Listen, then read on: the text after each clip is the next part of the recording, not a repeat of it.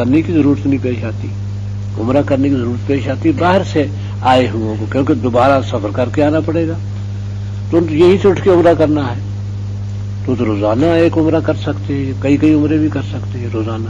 ہاں تو یہ قربانی ان پر واجب نہیں ہے. ہاں جی، تو یہ ان کے لیے ہے کہ جو مسجد حرام کے باشندے نہ ہوں. واتقوا اللہ، اور اللہ سے ڈرو،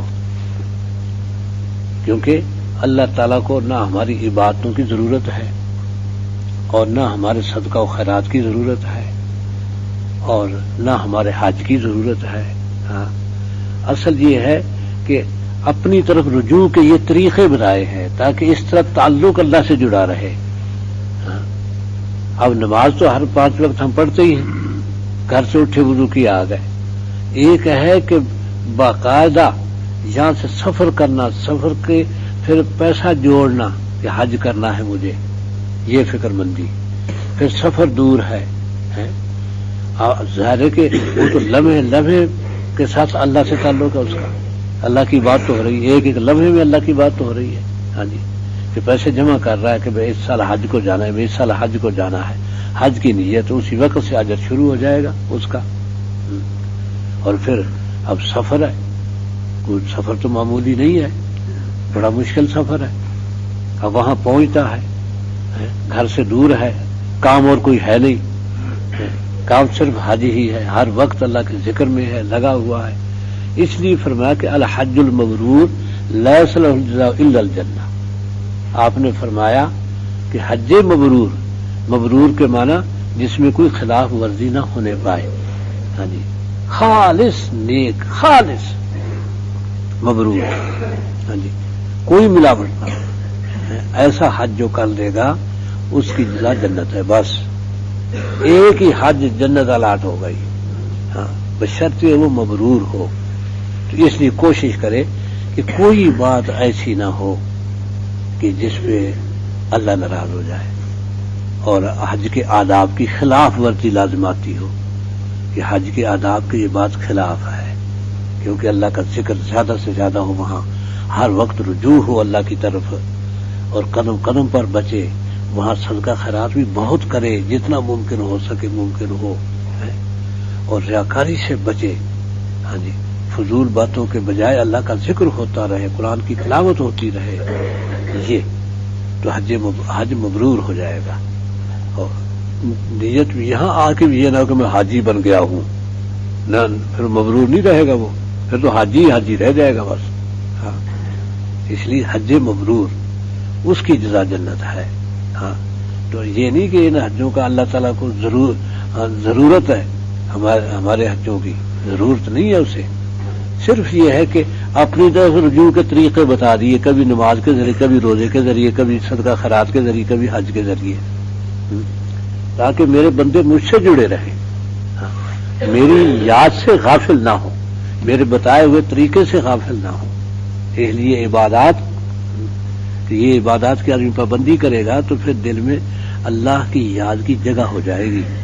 ہاں جب اللہ کی یاد آئے گی تو پھر کسی کو ستانا، کسی کا حق مارنا، یہ ساری چیزیں ختم ہو جائیں گی. ہاں پھر آدمی یہی چاہے گا کہ بس اللہ مجھ سے ناراض نہ ہو جائے، میرا جو چاہے نقصان ہو جائے، اللہ ناراض نہ ہو. ہاں کیونکہ دینے والا وہی ہے، جسے دیا وہی لے لے گا. تو اگر نقصان ہوتا ہے اس میں فکر نہیں کہ بھئی اللہ کی مرضی تھی بس ہو گیا.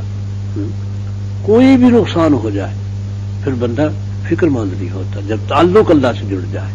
ہاں اس لیے یہ سب اس لیے ہے کہ تم اللہ سے ڈرو، تقوی پیدا ہو جائے تم میں. تو تقوی یوں ہی پیدا ہوگا کہ اللہ کی عبادات بڑے ہی انہماک سے اور بڑی توجہ سے کوشش کر کے شیطان کو ٹالے، دفع کرے، اپنا دل لگائے اللہ کی عبادت میں. واتقوا اللہ واعلموا ان اللہ شدید العقاب، اور جان لو کہ اللہ بڑا سخت عذاب دینے والا ہے. یہ بھی ہے ساتھ، جہاں وہ غفور رحیم ہے، تواب الغفور ہے، اور رحیم الودود ہے، اور رؤوف الرحیم ہے. یہ ساری صفتیں بندوں کے لیے ہیں.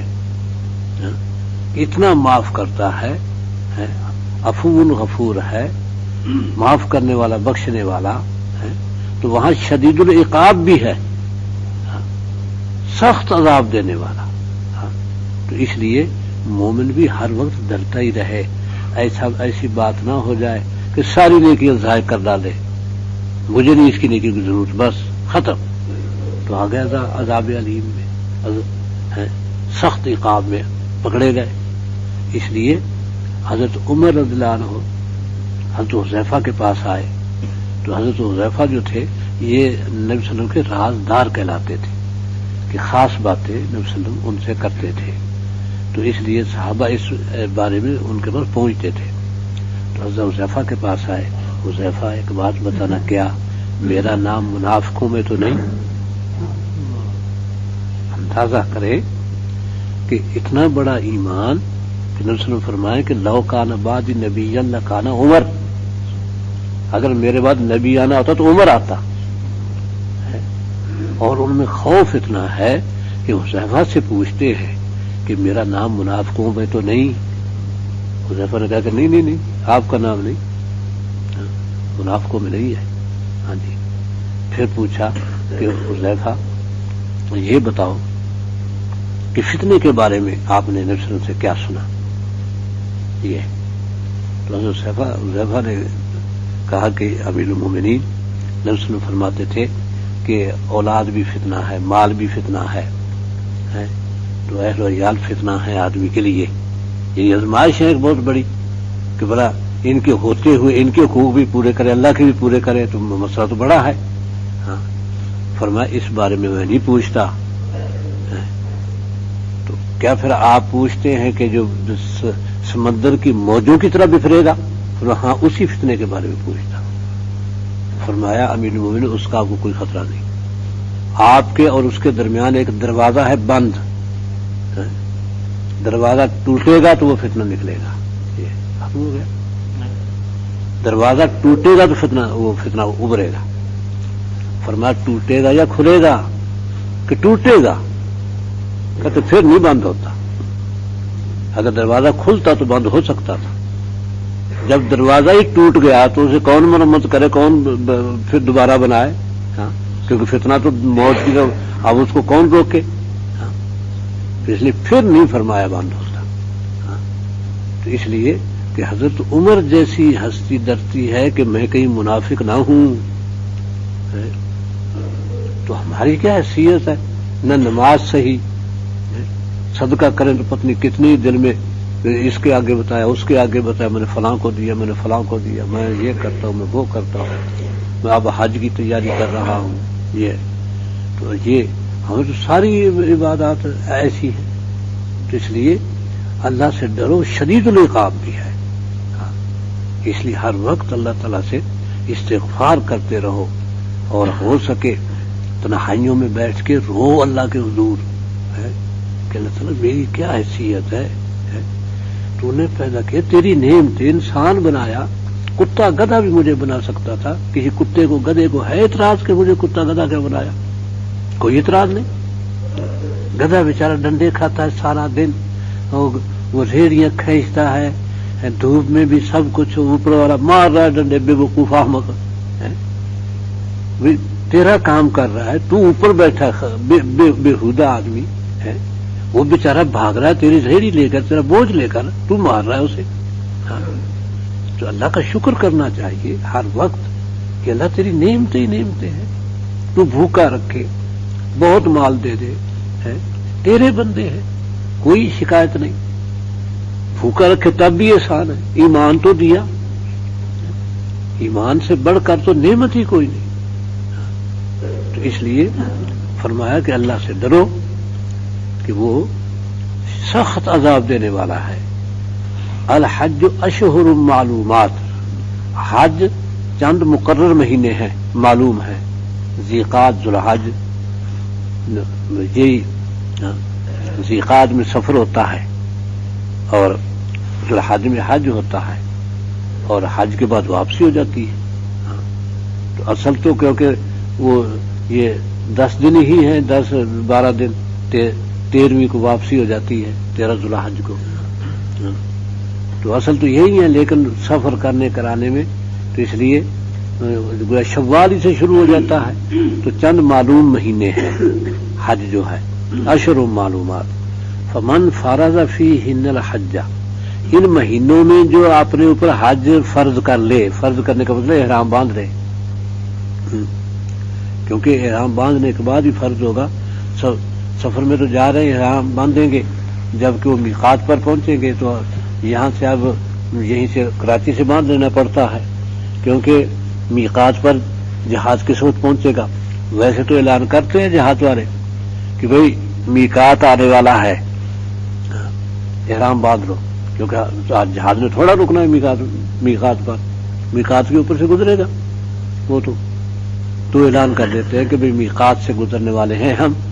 وہ کوئی آدھا گھنٹہ پہلے اعلان کر دیتے ہیں کہ میقات سے گزرنے والے ہیں، جس نے احرام نہیں باندھا باندھ لو.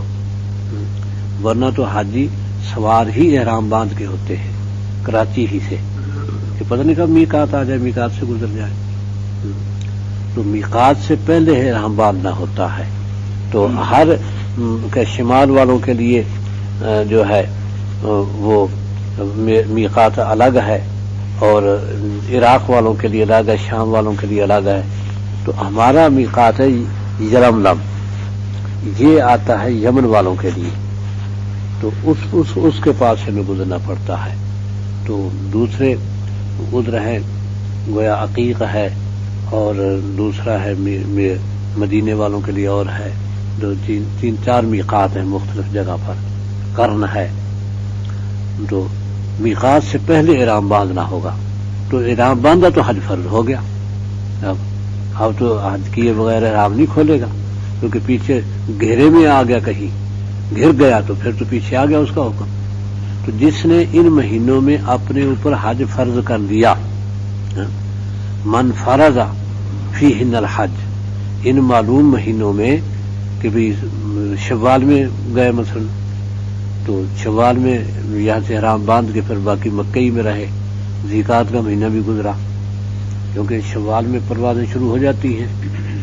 تو جس نے گویا حج اپنے اوپر فرض کر لیا تو فلا رافث ولا فسوق ولا جدال فی الحج، نہ تو احرام کے دنوں میں رفث کے منع ہوتے ہیں اپنی بیوی سے ہم بستر ہونا، یہ نہیں. اب تو اب اپنی بیوی سے بے حجاب نہیں مل سکتا، یہ دونوں ننگے نہیں ہو سکتے، یہ نہیں ہو سکتا.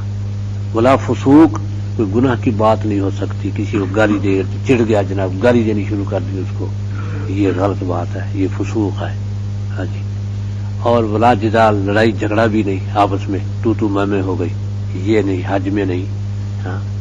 یعنی گویا یہ جتنے دن احرام رہے گا، ایک مہینہ رہے یا جتنا عرصہ رہے احرام، تو پوری ریہرسل ہے اخلاق کی، محنت ہے کہ ایک مہینہ اگر ٹھیک صحیح اسلامی اخلاق پہ اس نے گزار لیا تو عادت تو پڑ گئی ایک بننے کی.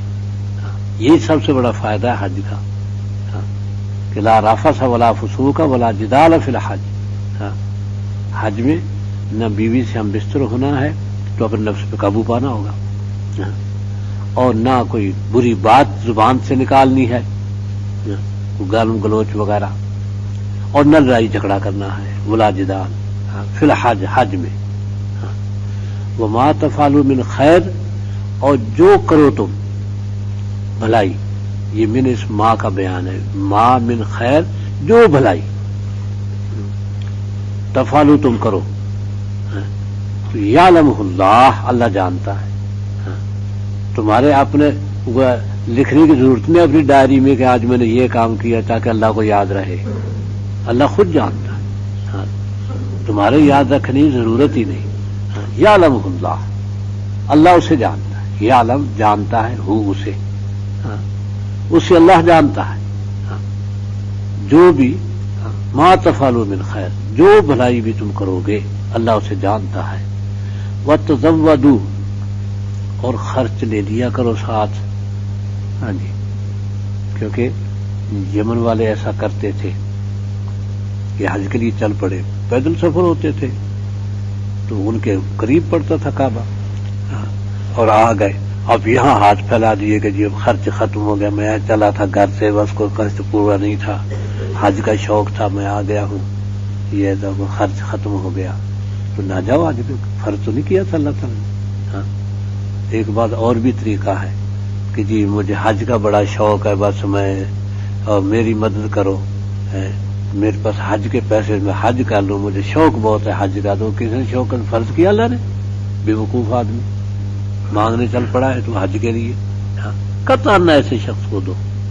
ہاں جی حج کا شوق ہے جی مجھے، بس مجھے حج کروا دو، کوئی حج کروا دے، تھوڑی تھوڑی مدد کر دو میری، حج کے لیے بن جائے. یہ جھوٹا ہے، فرادی ہے. ہاں جی اللہ تعالیٰ جب تک تمہارے پاس خرچ نہیں ہے، اللہ فرض ہی نہیں کرتا. جب اس نے فرض نہیں کیا، تمہیں شوق ہے، اسی شوق میں تم اگر فوت ہو جائے، اگر سچا شوق ہے تو تم حاجی ہی اٹھو گے، کیونکہ تمہیں تو شوق تھا. اب اگر اللہ ہی نے راستہ نہیں دیا تمہیں تو اللہ تعالیٰ اجر تو دے گا، رکاوٹ تو اللہ کی طرف سے ہوئی تو اجر دے گا. ہاں جبکہ شوق ہو حج کا، لیکن حج پہ جانے کے وسائل نہیں ہیں، اور وہ شوق دل میں پالتا ہے کہ اگر اللہ نے مجھے گنجائش دی میں ضرور حج کروں گا. ہاں جی یہ کرتا ہے دل میں، یہ نہیں کہ میں فلاں سے کہہ دوں بھائی تو بڑا مالدار ہے مجھے بھی کروا دے حج، بالکل غلط ہے یہ نہیں. ہاں جی تزودوا، اپنے ساتھ خرچ لے لو.